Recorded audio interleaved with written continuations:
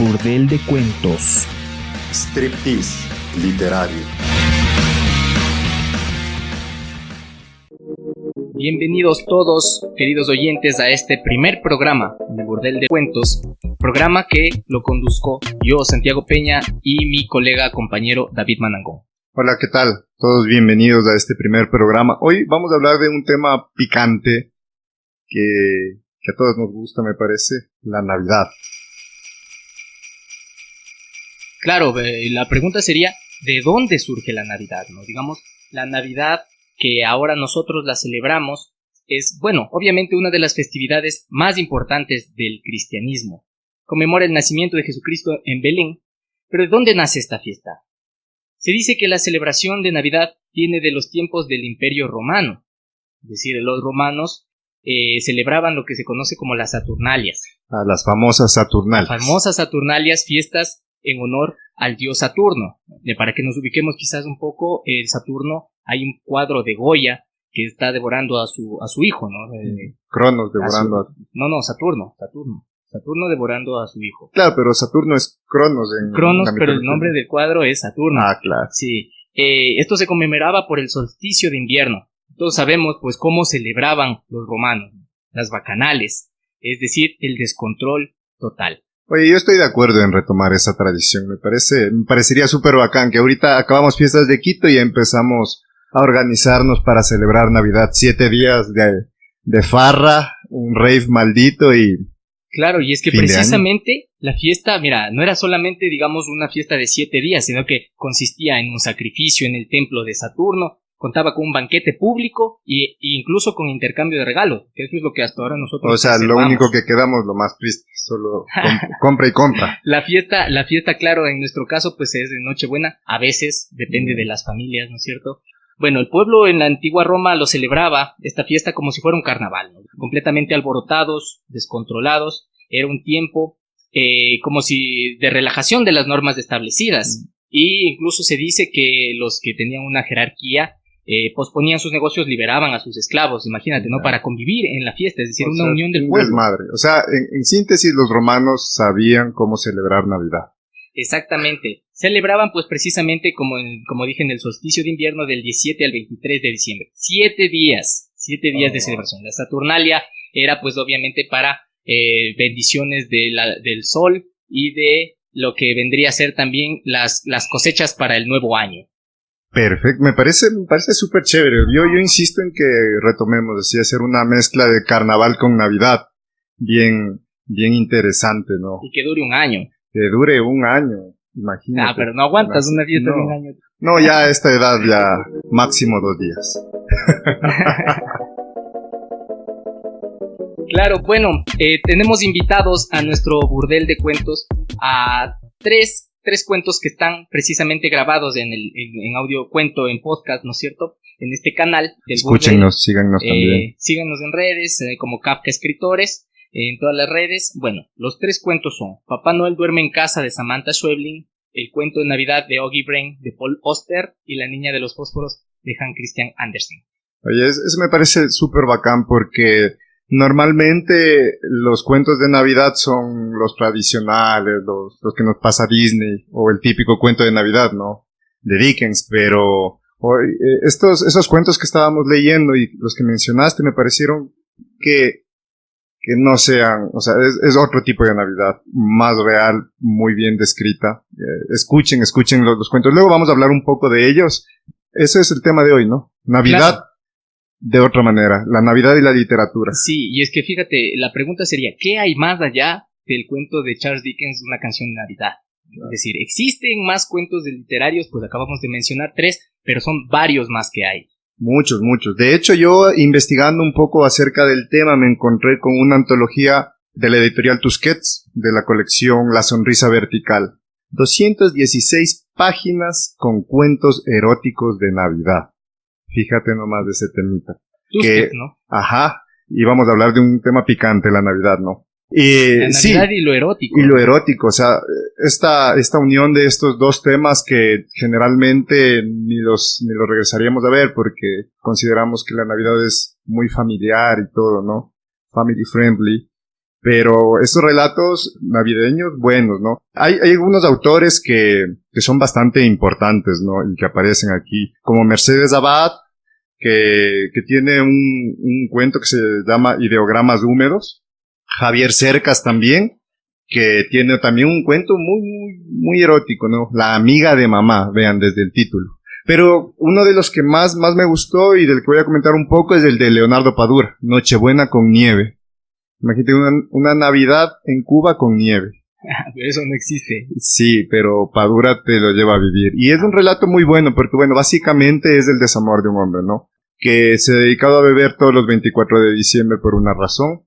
Un desamor, ¿no? Tuvo un encuentro con su ex cuñada. Las descripciones de las relaciones sexuales que describe Padura, muy bien logradas. Se los recomiendo bastantísimo el cuento. Y que bueno, pero dices que tiene la nieve, ¿no? En el título, bueno, ¿y qué es sí, entonces primero esta es el situación? fuego, ¿no? La pasión ahí, pero resulta que la excuñada le fue a buscar para tener el encuentro sexual solamente porque más tarde se iba a fugar con su novio de Cuba hacia Miami.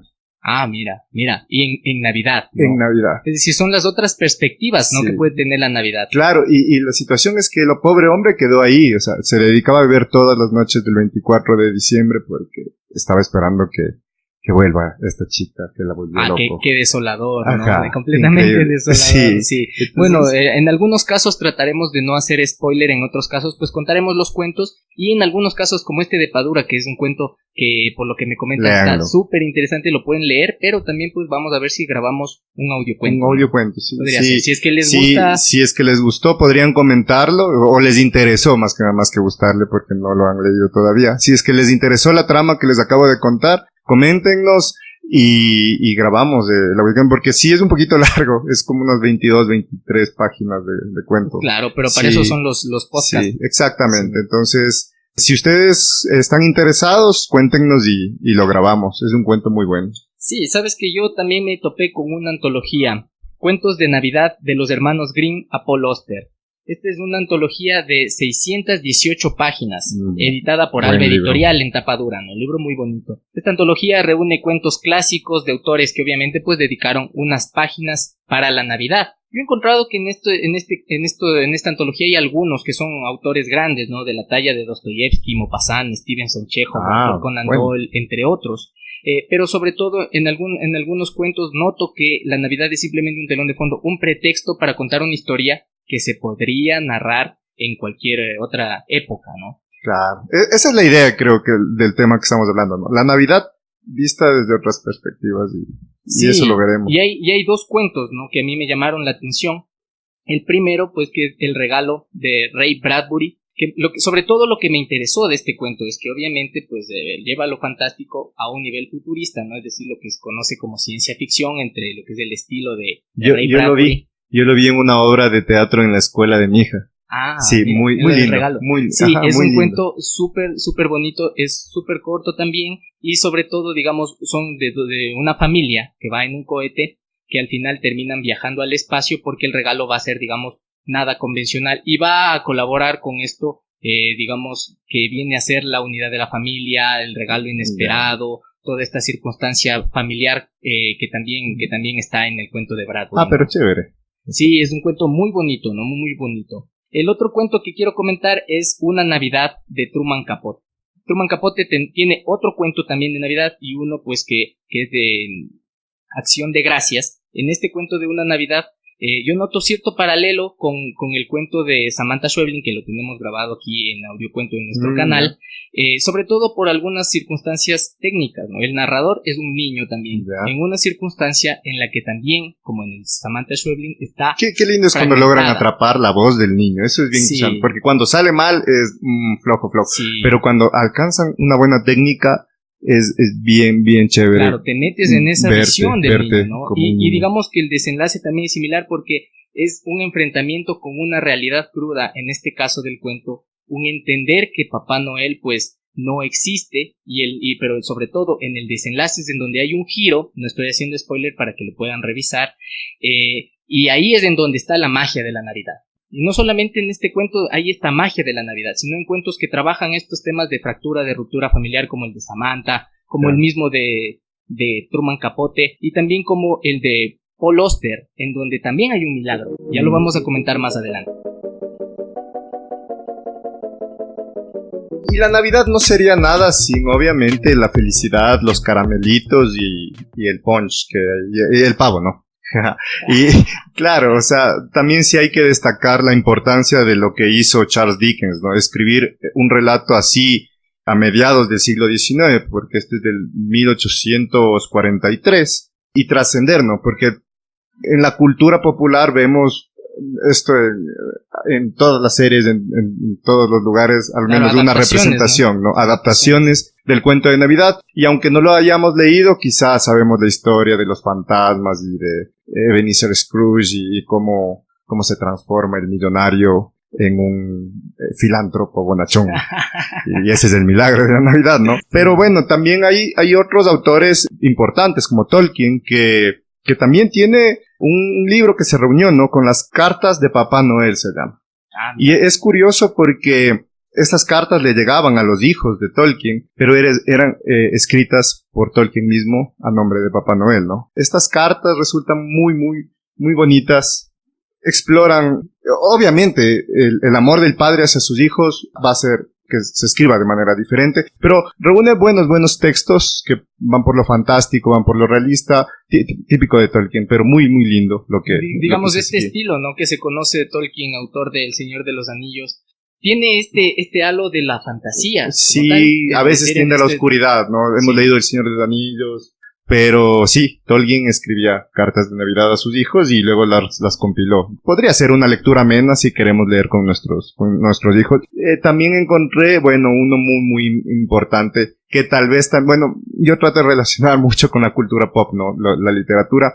Tal vez vimos el capítulo de Futurama en el que está basado en el cuento de O. Henry, ¿no? De El regalo de los magos. ¿Cuál capítulo? Tal vez hay un capítulo de Navidad que Zoidberg, Amy y Hermes, ¿no? Hermes Conrad se intercambian regalos. Entonces, el uno vendió su cabello para poder comprarle una peineta a Zoidberg y Amy también vendió su cabello para comprarle una peineta a Zoidberg y Zoidberg compró el cabello como regalo de Navidad, claro. y se alegra, entonces, ¿no? Se intercambian sus cosas. Exactamente. Y bueno, claro. Esa es la base del cuento de O. Henry, básicamente. Sí, es un cuento también precioso que tampoco es muy largo, sí. Y lo encuentran en internet para leerlo. Borges lo recomienda, ¿no? En sus 12 cuentos esenciales. Ahí lo conocí, de hecho, a O. Henry. Me parece muy bueno, ¿no? Estamos tratando de ver un poco lo que son las otras Navidades. Y mientras investigaba un poco para este programa, encontré un texto de Alberto Manguel, que está publicado en la edición digital del diario El País, del 26 de diciembre de 2014. Y básicamente habla de que la mayoría celebramos la Navidad de Dickens, de la forma como la describió Dickens, con el pavo y la familia alrededor. Muchos autores ya empezaron a contar. Uno de ellos es el neoplatónico Celso, que a manera de burla creó una historia de que un rey de Judea llegó fruto de una relación adúltera de una campesina con un soldado. Y esto que menciona Manguel está pues en algunos textos, ¿no? Porque el estilo de los autores, al menos en la antología que yo leí, se impone, ¿no? Al tema. Claro. Entonces, por ejemplo... Pero date cuenta, esto viene desde el siglo II. Claro. Claro, o sea, cuento, no es nuevo. Hay un cuento de Stevenson, ¿no? Que es también de Navidad, Marheim, en donde hay precisamente un asesinato, y luego hay una tentación del demonio para que siga asesinando, ¿no? Al final no lo cuento, pues para que lo puedan leer. Pero es un cuento de Navidad, ¿no? Entonces, de Navidad. O sea, eso me gustó del texto de Manguel, que, o sea, de hecho se titula Qué feo es vivir, ¿no? Entonces... Sí, para que puedan buscar... o sea, búsquenlo. Es un texto cortito, pero hace esa aproximación, que son otras Navidades, que no todo es feliz todo el tiempo, y no por ser Navidad deja de ser triste o feo. Entonces, sí, pero esta no es la única fábula que se ha escrito de Navidad, ¿no? También La última tentación de Cristo, de Nikos Kazantzakis. Claro, que hay la peli de Scorsese también. Claro. El Evangelio de Jesucristo de Saramago también es una versión interesante, una aproximación, ¿no? Ya sabemos cómo escribe Saramago y qué pasaría si Y claro, efectivamente, ¿no? Él hace, me parece en este libro, José escucha, tiene el sueño de que les van a matar a todos y que el ángel le dice que huya Sí. de Judea. Sí. Y él se encuentra en ese debate. ¿Les cuento a todos que les van a matar a los hijos o huyo? Entonces, muy, muy interesante esa aproximación por parte de Saramago. Y efectivamente, es un texto full navideño, Claro, y es que, pero no bueno, y tradicional. también de la vida de Jesús hay varias cosas, ¿no? Porque el mismo Borges tiene las 3 versiones de Judas, donde lo plantea Judas, no digamos como el traidor, sino como el mártir de lo que es el que cristianismo. le obedeció a Cristo. Sí, claro. Porque, es el que se tenía que haber un mártir, para toda ¿no? la historia, condenado al infierno. Imagínate que tema tan bueno, ¿no? Pero por eso amamos a Borges. Es la reescritura, digamos, de los mitos, ¿no? Claro. De las leyendas, o si es que somos cristianos Sí. creyentes, pues de Imagínate el choque, o sea, eso no le puedo hacer leer a mi mami. Claro. Lo interesante es que al final, claro, lo que está cuestionando Manguel es que hay otras navidades fuera de la de Dickens, pero menciona una gran cantidad de autores que han escrito cuentos. Entonces, esto lo voy a leer, ¿no? Por ejemplo, John Cheever, La Navidad es triste para los pobres, mírate desde el título. Alice Munro, La Estación del Pavo. Vladimir Nabokov, Navidades. Sergio Ramírez, San Nicolaus, y Michel Tournier en Mamá Noel. Sí, a mí me gustaría mencionar un par más. El uno es Cuento de Navidad como tal de Maupassant, en donde hay una posesión del demonio, ¿no? Sí. Y otro, pues que creo que tendría relación con el de Cheever, que es el Banca con K de Chekhov, ¿no? Este cuento es súper triste porque es de un niño que precisamente escribe una carta para que lo salve su abuelo, pero el tipo no sabe poner la dirección y manda la carta. Y obviamente, parecido pues, a lo que pasa desolador. con Samantha Schweblin. Exacto, también. parecido, ¿no? Parece que hay tal vez alguna influencia, ¿no? Claro. O tal vez no. Pero de todas formas es desolador, ¿no? O sea, no hay una esperanza alguna para que el chico pueda comunicarse con el abuelo y lo salve. Yo creo que esa es una cualidad muy, muy, muy destacada de un autor, ¿no? Poder hacerte sentir, o sea, sentir impotencia de estar en este mundo y no poder entrar a rescatar al niño del relato, ¿no? O sea, es muy potente lo que escribe, ¿no? Igual es un cuento corto, lo encuentran en internet. Yo quería comentar también un poco sobre la representación de la natividad en 6 pintores, es decir, la natividad entendiéndose como el nacimiento de Jesucristo, ¿no? Es decir, ya como parte de lo que es la vida de Jesús. Hay algunos pintores que han representado esto, Fray Angelico, Sandro Botticelli, Leonardo da Vinci, Caravaggio, por mencionar algunos, pero sobre todo yo quiero comentar 2 cuadros.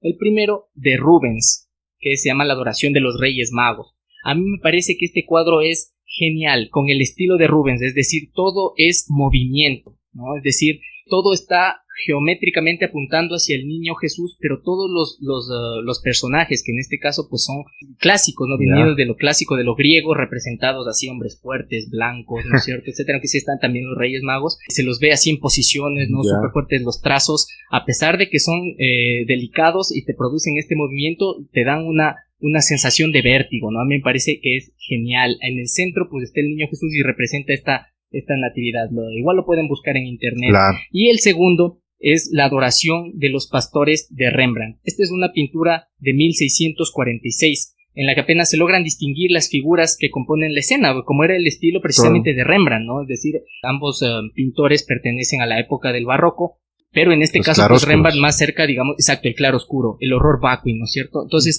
digamos que Rubens vendría más a este horror vacui a representarlo, pero Rembrandt tiene todo está en una penumbra, completa oscuridad, se los ve detrás a los pastores, ¿no? Ni siquiera se logra identificar a María y José, pero en el centro del cuadro está el niño Jesús, naciente, con mucha luz y iluminando desde ahí como un pequeño foco todo el cuadro, y esto como un símbolo de lo que es precisamente la venida de lo que es Jesús, para iluminar pues la humanidad, para iluminar pues también lo que es la pintura luego que pasará a otros ámbitos. Es súper chévere conversar de estas cosas porque a veces somos más aficionados a unas artes que a otras, ¿no? En mi caso la pintura sí es una debilidad, yo no cacho casi nada, te escucho lo que me describes y lo que hemos visto y es súper bacán, entonces sí, que podamos al menos ver las pinturas por internet. Sí, verlas. Ya que no podamos ir a un museo. Sí, nos iremos algún rato al museo, pero Pero bueno, otro punto que me parece importante tocar, porque claro, estamos aquí hablando de literatura, pero también podemos hablar de otros géneros, ¿no? En este caso, la música. Quisiera pues mencionar algunas canciones, pero solamente vamos a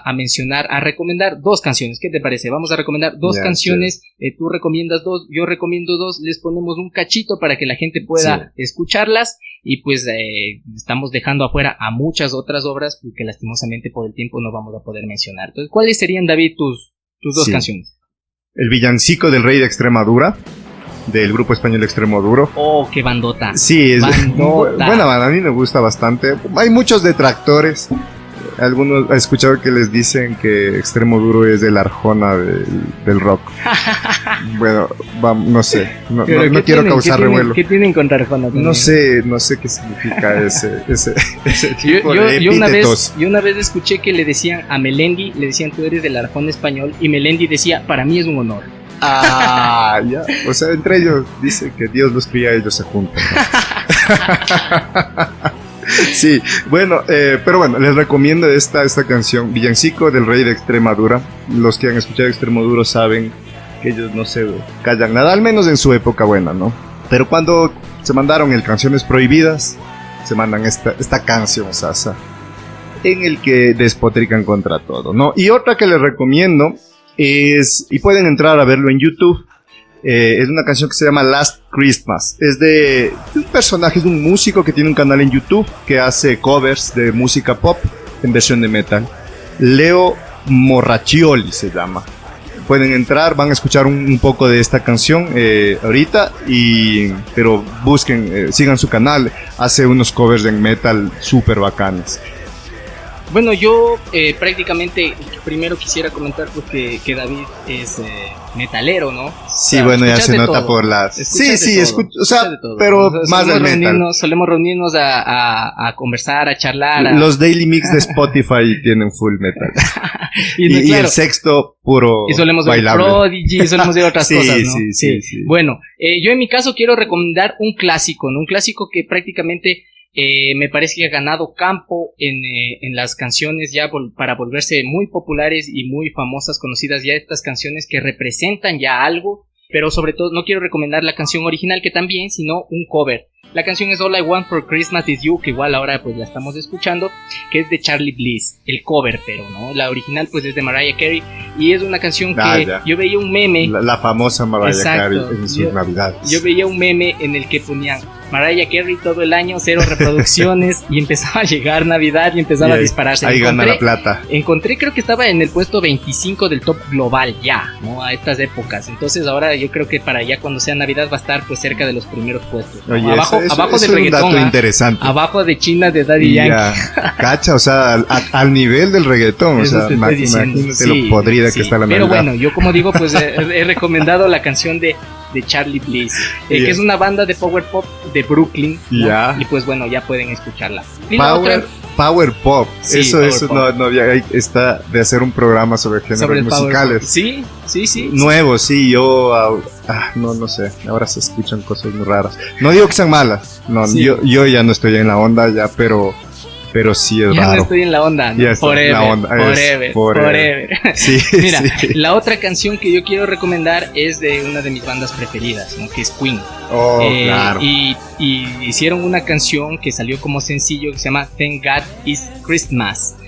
Sencillo navideño que lanzaron a finales de 1984, año simbólico. Y la canción fue escrita por Brian May y Roger Taylor. Es una canción que tuvo cierto éxito pues en el Reino Unido en su época, pero sobre todo creo está sonando y sobre todo creo que la importancia de crear algo para Navidad de una banda como Queen, ¿no? En la voz de Freddie Mercury, que es súper emotiva, la armonía también es súper chévere, pero escucharla de la voz de Freddie Mercury es algo que es un privilegio. Entonces, escuchen todas las canciones. Aquí van a sonar al fondo, pero ustedes pueden explorar todo esto. Bueno, y hemos hablado un poco de literatura, un poco de pintura y un poco de música. Y bueno, no podemos dejar también el cine aparte, ¿no? Que sabemos que hay full películas tradicionales que ya están pasando ahorita por la televisión. Cada año salen nuevas. Pero a mí me gustan en Navidad sobre todo, no soy muy adepto de Mi Pobre Angelito, la verdad. Pero sí me gusta una película chévere que es Gremlins. Sí, tal vez la han escuchado, tal vez no. Si no la han visto, véanla. Es una película de mediados de los 80. Es productor ejecutivo Steven Spielberg. O sea, desde ahí ya sabes. O sea, sí, en esa época es una película de horror, ¿no? Sí, sí, y lo bueno de ahí es ver los animatronics, ¿no? Es como que ya se ve más real y como que te metes más en la película. Pero, y la historia es buenísima. Y la Navidad tiene muchísimo que ver. Eso también es importante, porque a Gizmo lo consiguen en una tienda china, que es la única que estaba abierta en Navidad, pues que el papá quería comprar unos regalos, ¿no? No es quería comprar unos regalos, quería vender unos inventos de él, me parece. Sí. Y ahí lo consigue a Gizmo, ¿no? Pero las dos únicas reglas que no podían romper, las rompen. No podían darle de comer pasada la medianoche y no podían mojarles. Y precisamente eso pasa. Primero como se mojan. Las mascotas virtuales. Exacto, y se morían nomás. Sí, pero en este caso no se morían, sino que se convertían en unos monstruos verdes pequeños que hacían destrozos súper traviesos. Y claro, sobre todo yo creo que el jefe de los malos se llama Stripe, que es que tiene un mechón blanco en la cabeza. Y bueno, la película es un desmadre, es un cague de risa por lo que pasa en Navidad. La ventaja es que el punto débil de los Gremlins es la luz del sol. Entonces tienen ahí como matarlos, ¿no? Y otra película que les recomiendo es El Día de la Bestia, de Alex de la Iglesia. Los que han visto estas películas del español, otras que les recomiendo es Balada Triste de Trompeta y la de El Bar. Creo que está en Netflix esa película. Chéveres. O sea, es que él mismo escribe, es unas ficciones bien, bien chéveres. Y aquí en El Día de la Bestia, igual, la Navidad es súper importante. Porque un sacerdote, un hombrecito ahí, todo enclencle, descubre, leyendo pasajes bíblicos, que el 25 de diciembre de 1995 va a nacer el anticristo. Mira y el único que puede salvar al mundo es él. Ángel Berriatúa se llama. Y claro, tú lo ves y se alía con un metalero, un grandulón ahí que vende discos y que le cree.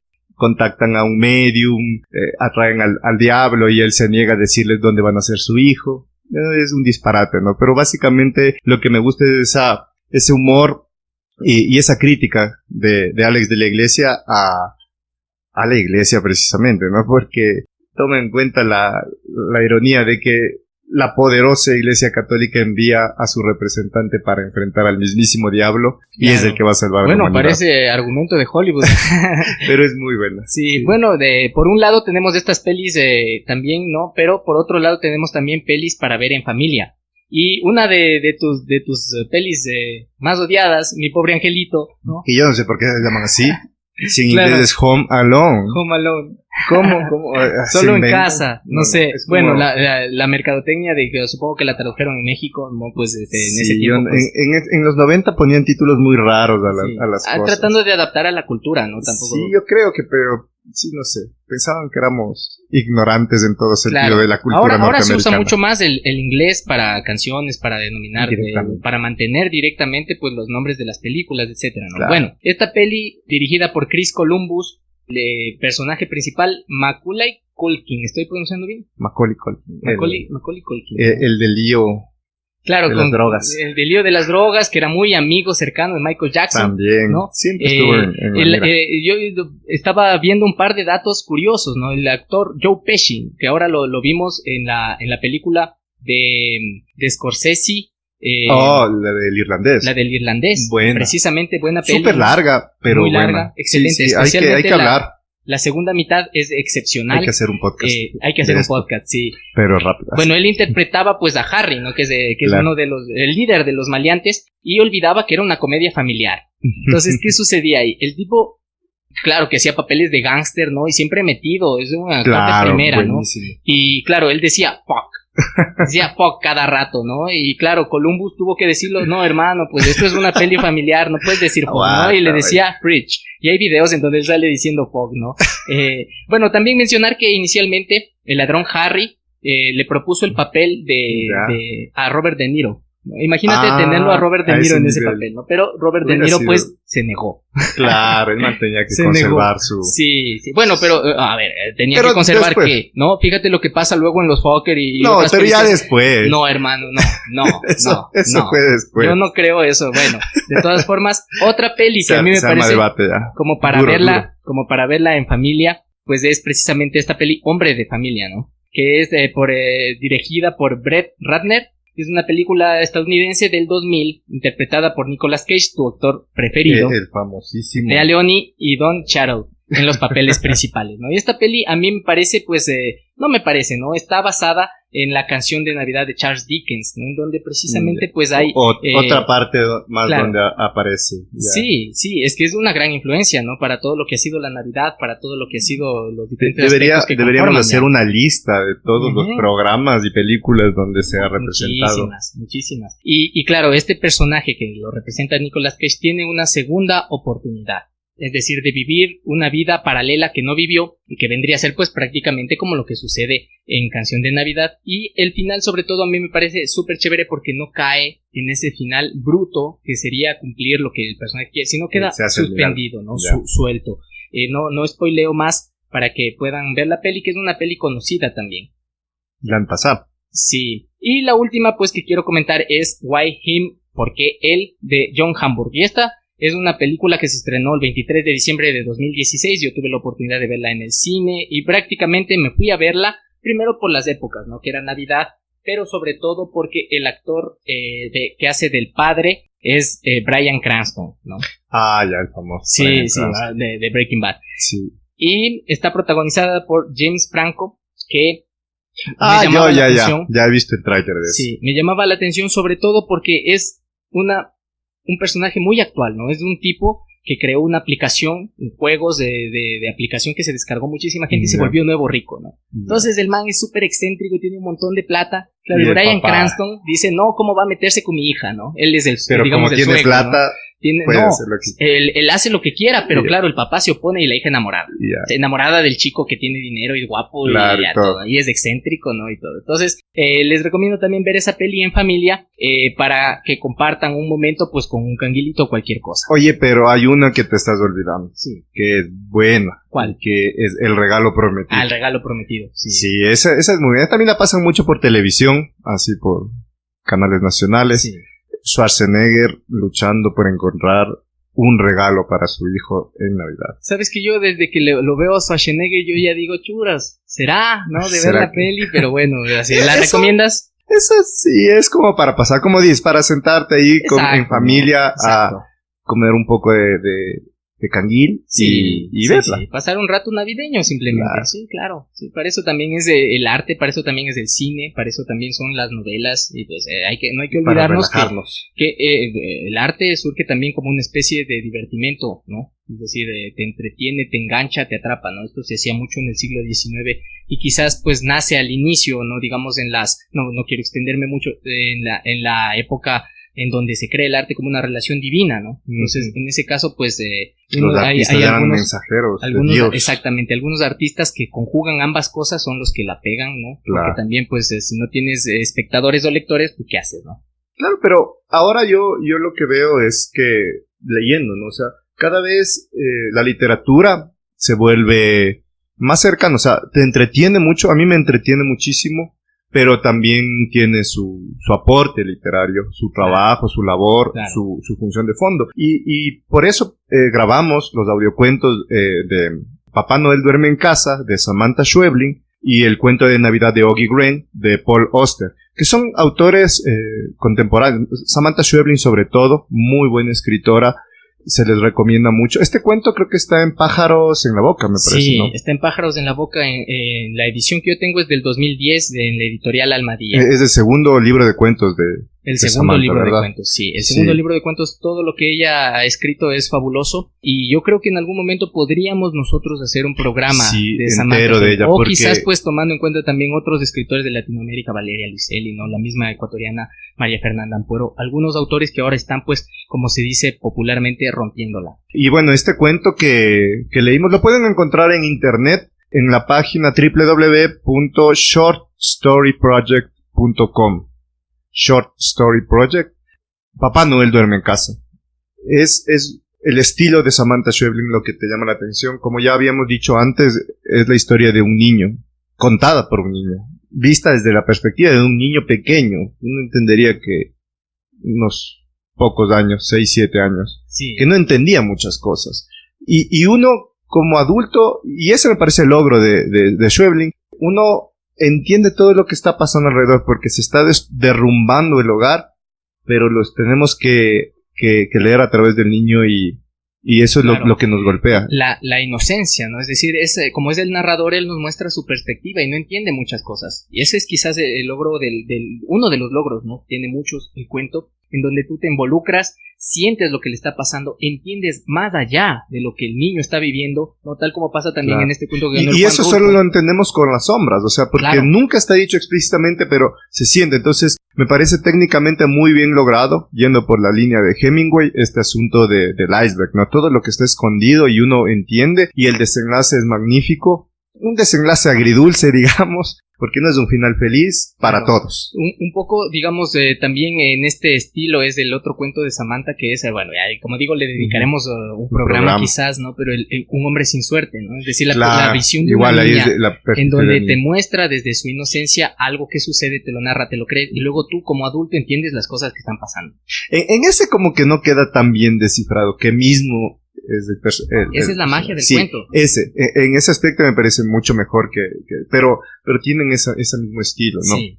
El otro cuento que grabamos fue el cuento de Navidad de Oggy Green, que me encantó, me disfruté mucho grabarlo, es un cuento diferente, pero un cuento de Navidad. Y tal vez, bueno, el argumento, no sé si los guionistas de Los Simpson sabrían de este cuento o algo, quizás sí por todas las referencias. Sabes que yo cuando lo leí identifiqué eso precisamente del capítulo de Armando Barreda, ¿no? Claro, cuando reemplaza a Seymour Skinner, ajá, ¿no? Llega y la mamá está parada en el portal, ¿no es cierto? Y hacen como que él fuera Ajá. el hijo y etcétera, ¿no? Y dice exactamente lo mismo. Entonces ya yo lo acabé de escuchar porque lo subimos recién al canal, lo volví a escuchar de la voz de David Manangón y ya prácticamente a mí no me queda duda porque dice exactamente lo mismo. O sea, Sí. textualmente dice lo mismo. Bueno, lo leemos en español y lo vemos, digamos, en traducción, pero Claro. dice lo mismo, hermano. Entonces yo creo que sí. Sí, debe ser, ¿no? Sí, bueno, lo podemos también ver, apareció una película que se llama Smoke, ¿ya? Es con Harvey Keitel y con Forrest Whitaker. Ah, mira. Bueno, es una historia en la que se cuentan muchos relatos, y uno de los relatos está tomado del cuento de... ¿Y tiene de- que ver con Navidad esto? No, de los es Simpson? aparte, solo le toma la singularidad, ¿no? De que se encuentra con la mamá y le confunde al hijo, ¿no? Sí. Y llevan esta relación, esta farsa, hasta otros niveles, ¿no? Pero en cuanto al hecho del hombre que toma las fotos, esa idea es en la película Smoke. Ah, mira. Pero en el cuento la Navidad sí es muy importante, ¿no? Sí es muy importante porque Oggy Green precisamente hace esto que acabamos de decir, ¿no? Claro, Se hace pasar por el nieto de una anciana Sí. ciega y con quien pasa su último día de Navidad. Y lo que te decía, ¿no? Es decir, ¿dónde está el milagro? ¿Dónde está toda la tradición de Navidad? Como dice Paul Auster en el prólogo del cuento, ¿no? Que quiere darle un giro diferente. En el mismo cuento lo dice, que le encargaron el cuento escribirlo y Oggy Breen le cuenta, ¿no es cierto? Ajá. Una cosa que es real. Yo creo que el milagro, precisamente, no sé qué piensas tú, está en que se generó un artista más. Es decir, Sí. Oggy Breen, a partir de lo De ahí que empezó a hay tomar una fotos cuestión y no sé. mala, ¿no? Le roba una cámara a la anciana, pero empieza a tomar fotos, se apropia de una esquina en New York, en Brooklyn, Sí, si no el estoy mal, en tiempo. Brooklyn creo que Claro. no, y claro, empieza a apropiarse de esa esquina, no con fotografías, y el que le entiende pues es Paul Auster. Sí. Estoy de acuerdo con que eso, o sea, es un milagro más humano. Pero es un milagro. Es Porque un milagro que sucede él a partir mismo de dice, un hecho, claro, de un hecho negativo. Exacto. Porque él dice, yo nunca me había interesado por las cámaras, por las fotos, por el arte, por nada. Pero a partir de este encuentro lo logra. Entonces, sí, es el milagro. Entonces, eso me parece notable en el trabajo de Paul Auster, que nos entrega un cuento muy bien hecho, muy entretenido, pero que sí tiene un mensaje navideño.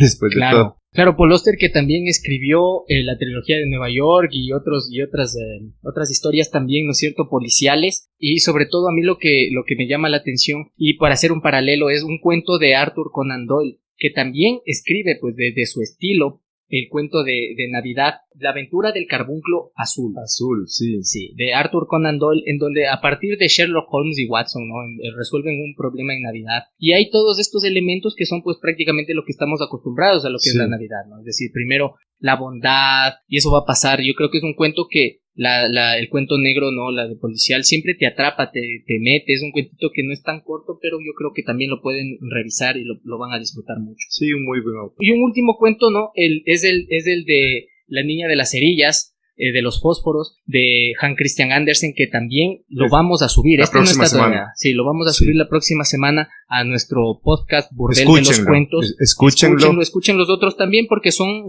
realmente, la lectura de David es súper buena. Estamos poniéndole una musiquita de fondo, lo van a disfrutar. Y este cuento, pues que prácticamente es un clásico también, ¿no? Queríamos incluir un clásico, y sobre todo para reflexionar sobre lo que es el motivo de la Navidad, una situación muy triste que le sucede a la niña. Es un cuento muy conocido, que si es que no lo han leído, pues háganlo, y si es que no, pues escuchen el podcast, que les va a gustar. Yo tuve problemas con ese cuento, porque yo lo vi de muy niño en un cassette de VHS donde estaban con cuentos de Navidad, en dibujos animados, y veo el de la niña de las cerillas, y es una historia devastadora, ¿no? Pero sí, la Navidad es así, es linda y todo, pero hay de todo más que nada. Es la otra perspectiva, ¿no? Porque la una es tú te reúnes con tu familia, tienes un pavo, ¿no? Cenas, tomas vino, etcétera, tienes fiesta como los antiguos incas o como pues lo hacían los romanos, ¿no? Que nos estábamos comentando Cada al una inicio. ahora puede escoger la manera de Claro, pero celebrar. También el cuento da muestra pues de otra situación quizás menos favorable, ¿no? Claro. Escúchenlo, les recomiendo mucho, y ya como les había comentado, déjennos ahí unas palabras si desean que grabemos el cuento de Padura, el picante cuento de Padura, porque podríamos hacer una consulta, ¿no? Si es que quieren que grabemos el de Padura o el de Truman Capote, ambos yo creo que podrían estar en el podcast. Si es que nos comentan, pues lo hacemos. Sí, también vamos a subir una encuesta al Instagram de Kafka Escuela de Escritores, que desde ahí también les estamos saludando. Y al Twitter, Al Twitter también, en Instagram, y bueno, ya le vamos a dar una oportunidad a Facebook también, que es el olvidado. No le demos. Ya no. Bueno, tal vez. Ya, dale. Bueno, si les gustó este podcast, suscríbanse, comenten, denle like, háganos pedidos de lo que quieran escuchar con audiocuentos, pues nosotros estamos haciendo esto para ustedes. Muchas gracias por la atención, David. Ha sido un placer esta tertulia en el Burdel de Cuentos, ¿no? Aquí está ya comenzando el espectáculo. Entonces tenemos que desgraciadamente despedirnos. Sí, bueno, y será hasta una próxima ocasión. Ya tenemos algunos temas interesantes, pero queremos saber también lo que ustedes nos recomiendan. Para nosotros será un gusto poder hacer un episodio de los temas que a ustedes les gusta. Sí, nos despedimos vamos a tener también algunos invitados. Pensábamos invitar a César Chávez, que es una biblioteca andante, profesor de Kafka Escuela de Escritores, gran amigo nuestro, ¿no? Lo invitaremos. Vamos a buscar el tema, porque él hay que exprimirlo al César, temas. Hay que exprimirlo, lo vamos a exprimir aquí, ¿no? Te queremos mucho, no te vamos a exprimir, queremos conversar contigo. Esa es la situación. Es broma, César. Bueno, ojalá nos oiga el César. No, sí, yo creo que sí lo va a hacer. Bueno, entonces mucho gusto, muchas gracias por la atención. Es un placer para nosotros estar aquí transmitiendo el Burdel de Cuentos en este tema navideño. Hasta una próxima ocasión.